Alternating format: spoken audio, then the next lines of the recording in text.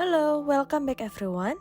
Saya Meryl Catherine Widyananda akan melanjutkan pembahasan mengenai model desain sistem pembelajaran blended pedati yang ditulis oleh Dr. Uwais Anis Khairuman.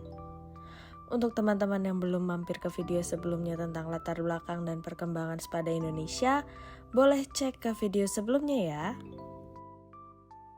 Sebelum bicara tentang blended learning, kita pasti sudah mendengar istilah e-learning atau electronic learning. Apa sih e-learning itu? Dalam buku ini disimpulkan bahwa e-learning adalah istilah yang generik dan luas yang menjelaskan tentang penggunaan berbagai teknologi elektronik untuk menyampaikan pembelajaran, lebih tepatnya untuk menciptakan pengalaman belajar yang optimal. Teknologi elektronik yang biasa digunakan bisa berupa komputer, internet, dan sarana serta prasarana lain seperti audio atau radio, dan video atau televisi. Ada 3 kategori e-learning yang bersifat kontinum menurut Rushdie. Yang pertama adalah adjunct, di mana pembelajaran dilaksanakan secara tatap muka atau tradisional, ditunjang dengan sistem penyampaian secara daring sebagai tambahan. Kedua, mixed or blended. Proses tatap muka maupun pembelajaran secara daring merupakan satu kesatuan yang utuh. Dan yang ketiga, fully online. Semua interaksi pembelajaran dan penyampaian bahan belajar terjadi secara penuh dalam platform daring. Nah, sekarang kita jadi tahu bahwa blended learning termasuk dalam e-learning.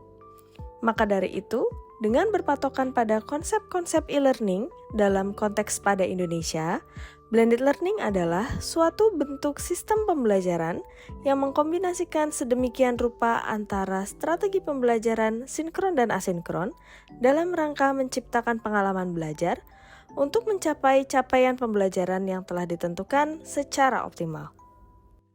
Setelah kita memahami tentang definisi blended learning, kita juga harus mengetahui bahwa kategori sinkron dan asinkron bisa dibagi menjadi 4 kuadran berikut. Ada sinkron langsung, sinkron maya, asinkron kolaboratif, dan asinkron mandiri. Sekarang kita masuk dalam penjelasan pedati. Di video sebelumnya, disampaikan bahwa pedati adalah akronim dari pembelajaran daring di perguruan tinggi.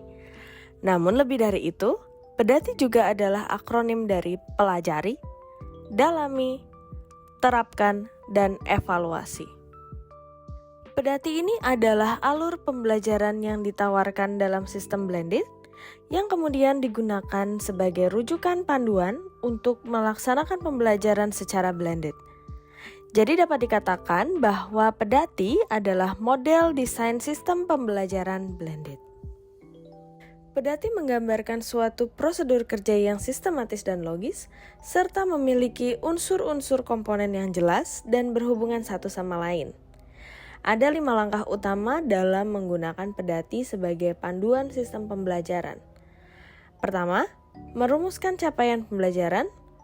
Kedua, memetakan dan mengorganisasikan materi pembelajaran. 3. Memilih dan menentukan aktivitas pembelajaran sinkron dan asinkron.